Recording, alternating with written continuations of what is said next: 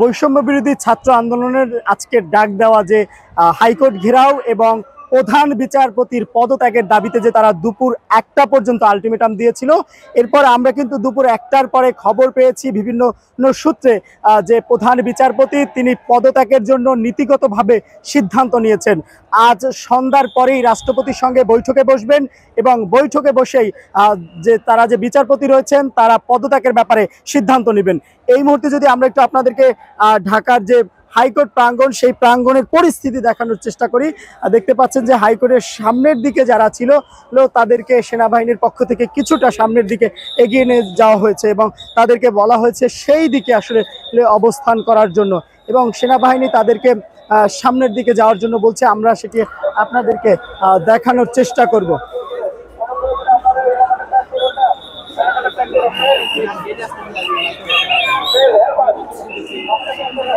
দেখতে পাচ্ছেন যে সেনাবাহিনীর পক্ষ থেকে মাইকিং করা হচ্ছে তাদেরকে।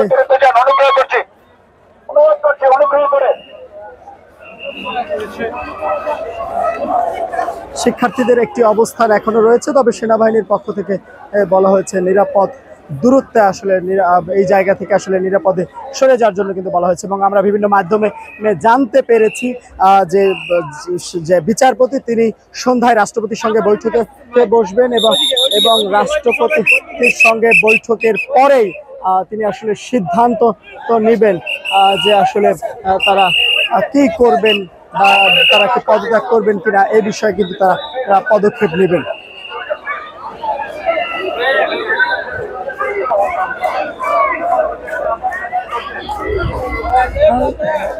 দেখতে পাচ্ছেন যে শিক্ষার্থীরা কিন্তু এখনো রয়েছে এখানে এবং তারা এখানে থেকে স্লোগান দিচ্ছেন এবং কথা বলছেন।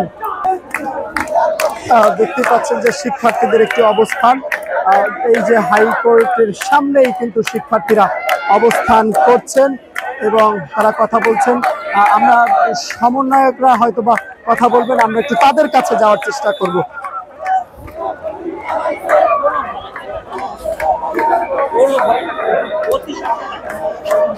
সমন্বয়কদের পক্ষ থেকে একটি কথা বলা হবে, আমরা সেখানে যাওয়ার চেষ্টা করছি।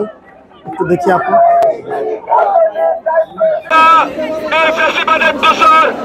হাইকোর্টের বিচারপতির পদত্যাগ সহ আরো 6 বিচারপতির পদত্যাগের জন্য আমরা এখানে অবস্থান নিয়েছি।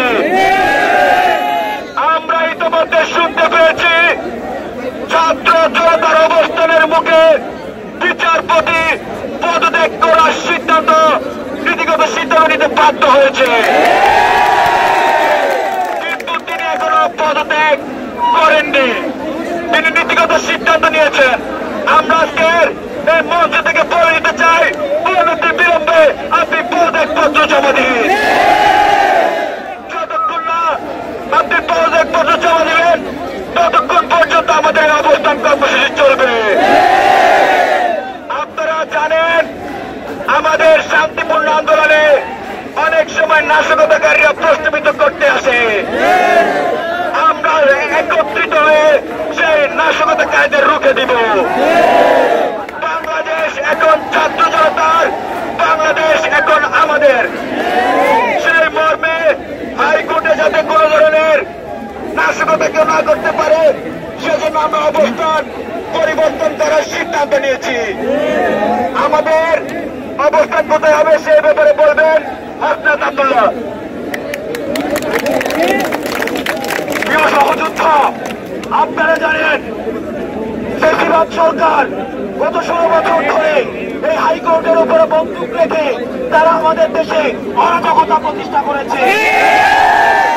এই হাইকোর্টে উপর নথিপত্র রয়েছে, সেটি নিয়ে খুনি হাসিনা তার প্রেসিডেন্ট কায়েম করেছে।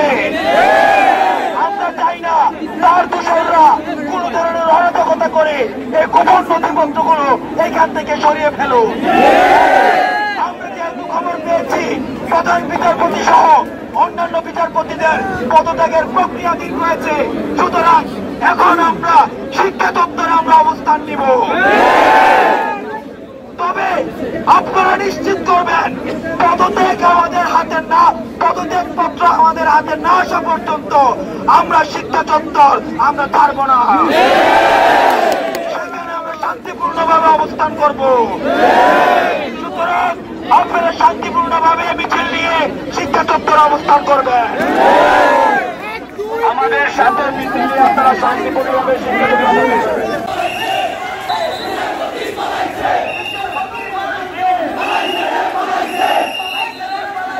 বিচারপতি পালাইছে